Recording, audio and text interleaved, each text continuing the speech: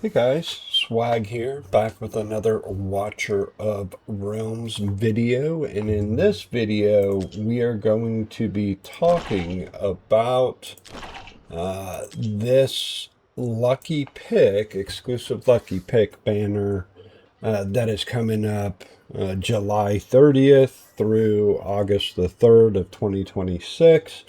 If you're seeing this in the future, it's still good, relevant information. You're looking to try to figure out, hey, who should you pick and stuff like that. These stay pretty much kind of relevant, might give or take a champion or two. So before we jump into it, this banner has always been just this banner that always has so much feedback, and people, um, everybody's got an opinion. It's kind of like a, tailpipe. Everybody's got one. You're born with one. Well, same thing with an opinion. Everybody's got an opinion about who you should do and how you should do it. I'm going to share with you my experience and how I kind of approach these banners. I think I've done pretty well with them. In the beginning, I made some poor choices, and I'll share those choices with you. But without further ado, we'll go ahead and jump into it. The first one, of course, that you're absolutely going to be at the top of anyone's list is definitely going to be Diao Chan. Now, Diao Chan is the best inspiration unit in this game. If you're very new to this game, inspiration units motivate your team to, fight harder and do more damage and move more quickly.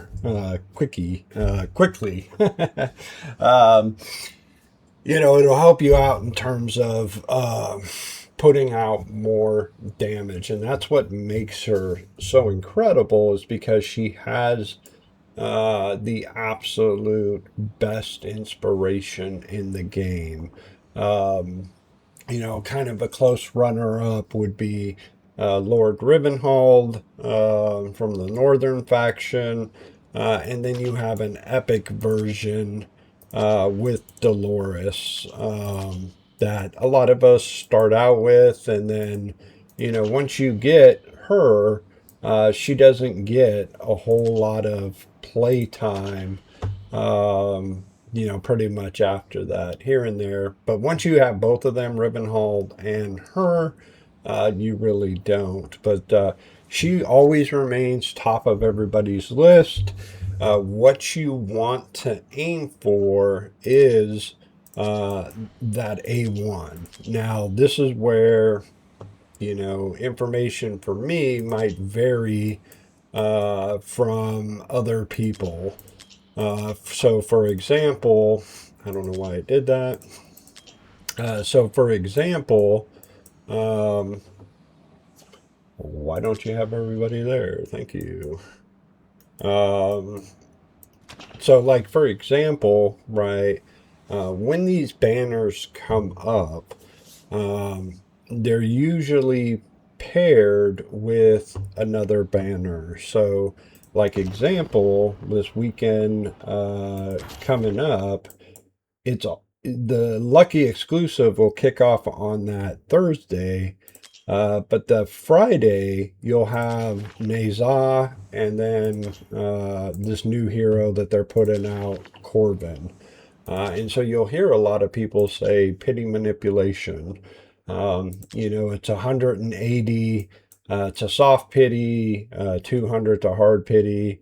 What people will do is they'll summon to, 179, and then they'll flip the banner, and, the next one that they summon will be, a legendary on this banner. Now, it's not necessarily going to be one of the two, but a lot of people do that.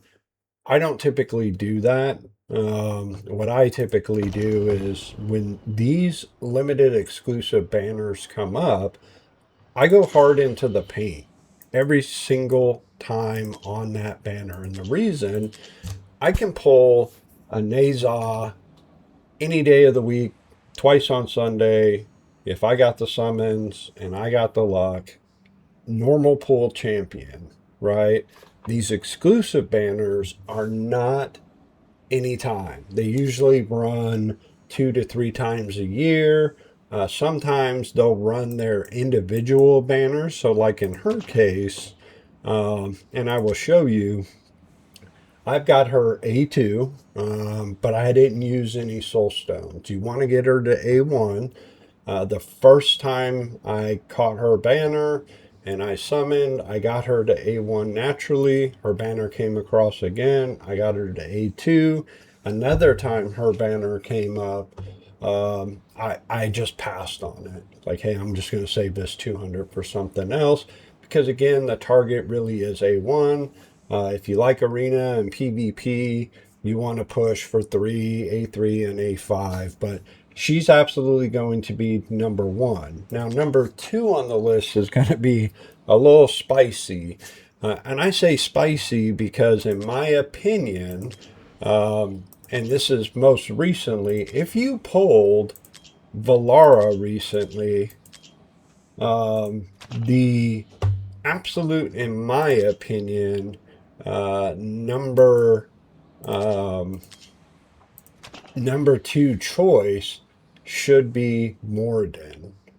Why? Because he gives Valara that bond skill to drop her cost from 17 to 12. Of all these champions that are on this exclusive limited lucky pick, if you have Valara, you will absolutely use her much more than any of these other champions in the banner. The only other exception would be Diao Chan. Diao Chan is used almost everywhere in content. But to me, if you picked her and you picked her up, Moradin for you, in my opinion, is an absolute number two if you already have Diao Chan. And I would even argue if you got her, you might want to go ahead and go for Moradin so you can get that bond skill and then pick Diao Chan up, hopefully maybe on a single banner that they run for her. Or at the end of the year, Thanksgiving, Christmas, New Year's, they'll run this banner again. That's number two. Hypothetically, right, this is the future, and you don't have her, right? For me, the number two choice for sure is going to be this guy right here, which they just ran, Kanan. In my opinion, Kagiri is great. Everybody is finding great things to do with this guy right here. He's a fantastic champion, particularly if you get him to A1. Now, during this weekend coming up, because he just had a banner, they said he's not going to be on the banner. So I am still talking about him because somebody in the future may stumble across this video and go, oh, hey, how come you didn't talk about this guy? So, in my opinion, he's definitely number two. Same thing I told you guys. Go hard into the paint. Maybe you'll have some luck. Maybe you won't have some luck. Sometimes it happens like that. I did 1,200 summons. I got him to A3. I could have pushed for A4, but I decided, hey, I don't know when the Assassin's Creed collab is coming up. I'd rather play it safe than sorry, and I saved some summons for it. So he would be, in a future one, he would be number two on the list if you don't have Valara. Number three on this list is definitely going to be Kagiri. Whenever there's new content that comes out, Kagiri is always tested along with the Watchguard. It's a great faction that a lot of new content, they would use these guys. He is an amazing champion. He's definitely going to help you in your Dragon and Abyss scores. He just gets better with every awakening at A5. He's a totally brand new champion. And he's going to do great things for you.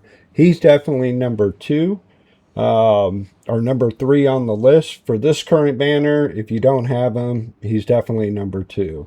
Moving on to number four, I know he's kind of fallen off with Kanan being released. Um, I'm sorry, I love Sun Wukong. Sun Wukong is an amazing champion.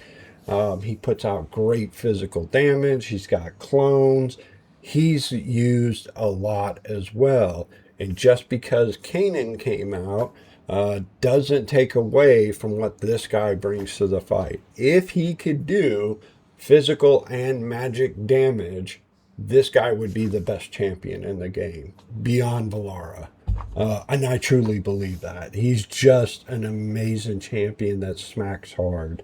Um, so if you have Kagiri and you have Diao Chan and you don't have Moradin, you're definitely going to want to go for Sun Wukong.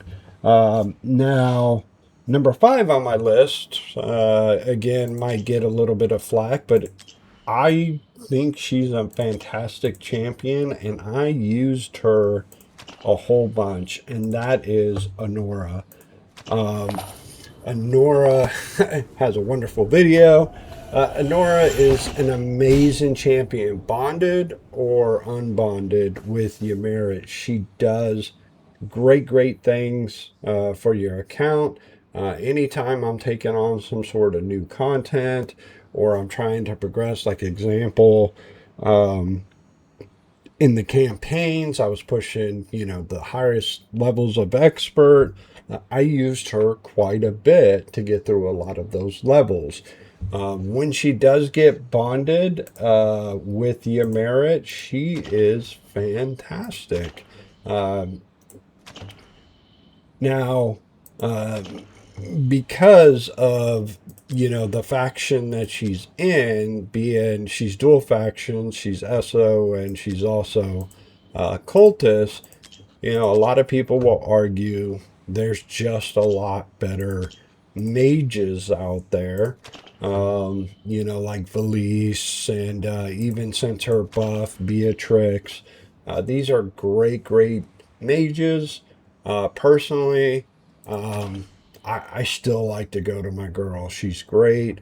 I think it's mostly because she was one of the, early on exclusives that I got.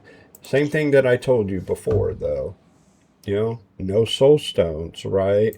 When it came to, and I forgot to show this, when it came to Kagiri, I was able from A nothing to A3, and then after the event ended, I put 2 soul stones in him. Same thing with Sun Wukong. I went A0 to A4. The event ended. I went ahead and put a soul stone into them. Go hard into these banners as hard as you want to go. And I say that because these are limited exclusive heroes. They are not going to be like your normal pool that are going to be around all the time and that you can potentially do a pick for. That's happened many times. So after Honora is where I think if you don't have Valara, of course, is where Moradin definitely does fit in. He is a good champion. He is going to help you if you use him on the team in Abyss or Dragon. He's going to be great in Malric. I personally, I didn't use him on my team, and he's one of the few that I used the Soul Stone on because I was trying to see where I could get in Abyss, and I eventually settled in with the team and didn't end up using him. So I used the Soul Stone basically for nothing. When his banner came around during the 2nd anniversary, there were a lot of different things that were going on. One of those things that was going on is that was Valara's release. So really kind of took away from the focus of him. Plus there was a fusion and a whole bunch of other, cool events. But he would definitely be number 6 on this list. Number 7 on this list is going to be it's a skin thing. Sorry, it keeps doing that. Number 7 on this list is going to be Akira. She's a little funky, particularly getting used to her clone. Obviously, she's meta in Matrix. I use her in the Nightmare boss in Codex. On the top side where, it's flying units. The bottom side is the ground units. She does great for me there. And then I use her in the Furious Torrent as well. Most likely she's going to be who I'm going to pick. I have her at A0. I'm going to try to get her to A3. Hopefully I get A1 or at least A2. And down the road, I'll put a soul stone in her to minimum get A3. But I'm trying to push for a higher matrix score. She is a good champion. A lot of people don't like her because she's funky. And I think a bigger reason that a lot of people don't like her is when she first came out, they wanted her to be the answer to the Lady A problem in Gear Raid 324. And unfortunately, she wasn't. What I'm also hoping is with the release of her sister, that moonton will, the developers will, give her and her sister a bond skill. Moving on to number 8. Number 8, she's okay. I wouldn't, it keeps doing that on this desktop version. I wouldn't write home about her. You can definitely get through content without her.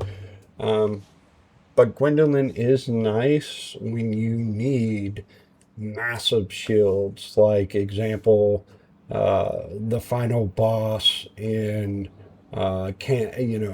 expert campaign. Her massive shields really, really help that. She can help you out in Gear Dungeon 3 as well.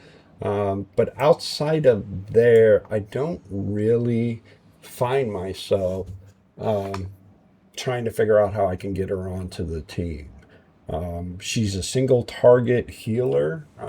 As a healer, she's one of the worst healers in the game, believe it or not. And that's what kind of makes it unfortunate for her. Her awakenings are okay, but her shields are incredibly great and they scale off of her HP. So she does come out with some massive shields. But if you don't have everybody I previously listed, I would get Gwendolyn. That's what I did. The last time this banner was up, I think it was, New Year's, Christmas time, if I recall correctly. And she was who I picked, mostly because Gear Dungeon 3 had came out and, it was all new and people were saying, hey, use her, and I didn't have her, so it just happened to work. Now, the last 4 are really, really entirely up to you, who you pick, why you pick them. Somebody like myself, who has all these champions I just covered, unless you're chasing awakenings, really, these 4 champions are, just to fill the Pokédex, unfortunately. So the first one who I'm going to bring up is Lust. Lust breaks my heart. When she first came out, she was really great for Dragon.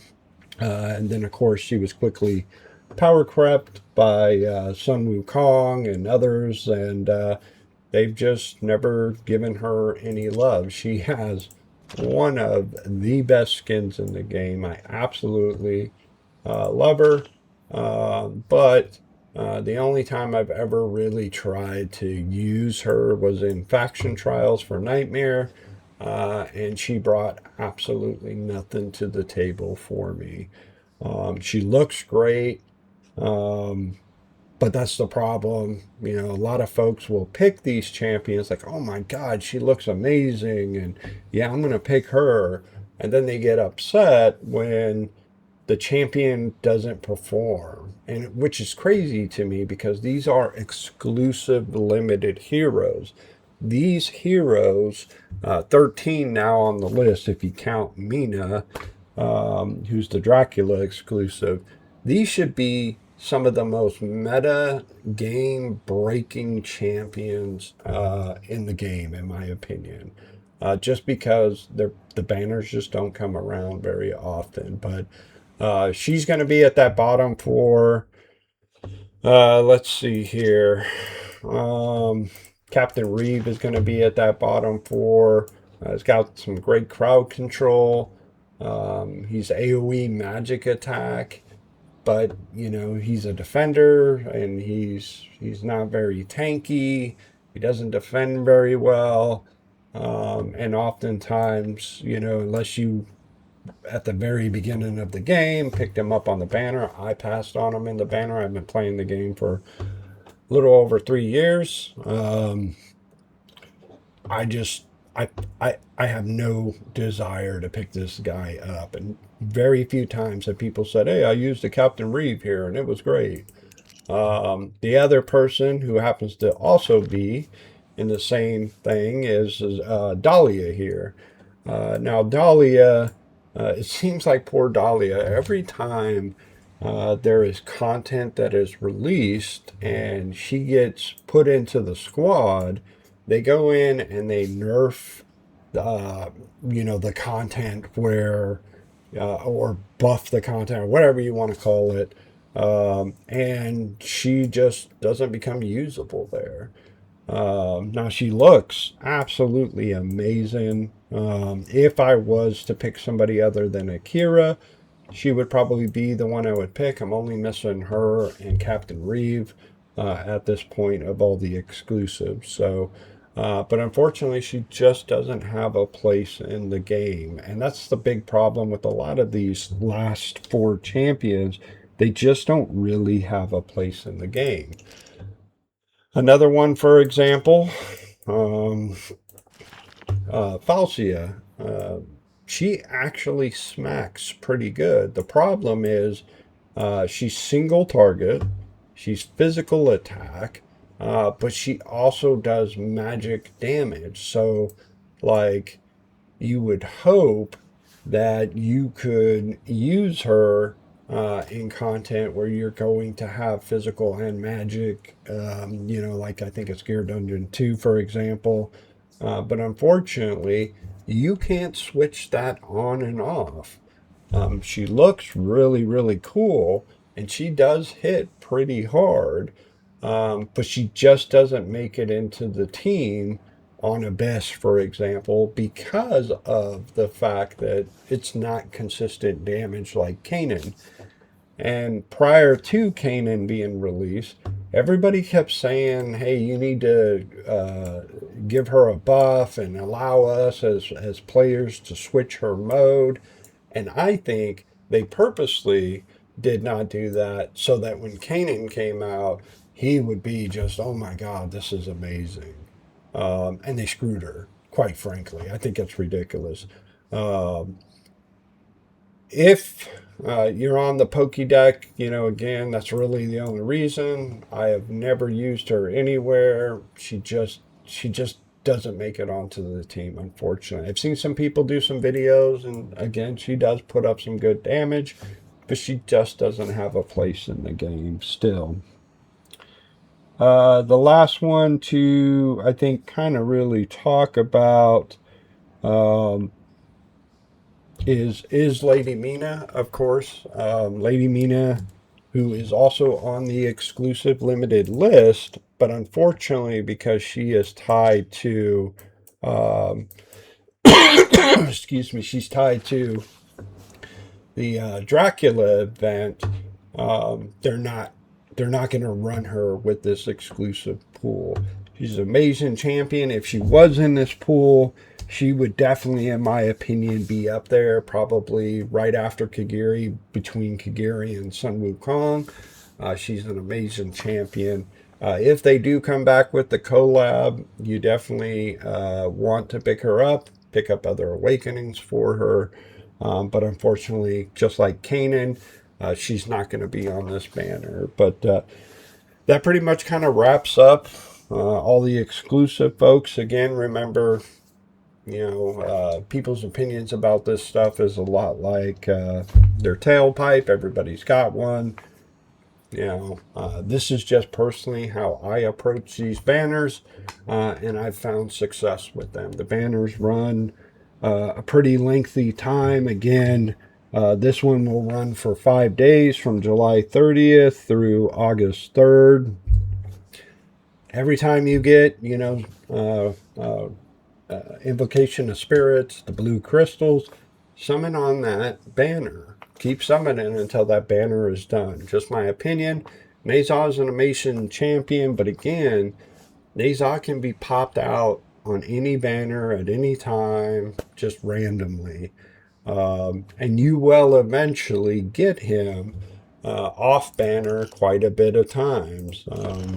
But that's going to wrap it for me. Please, if you've made it this far, don't forget to like, comment, subscribe. I appreciate you, and good luck this weekend with your summoning. Be good.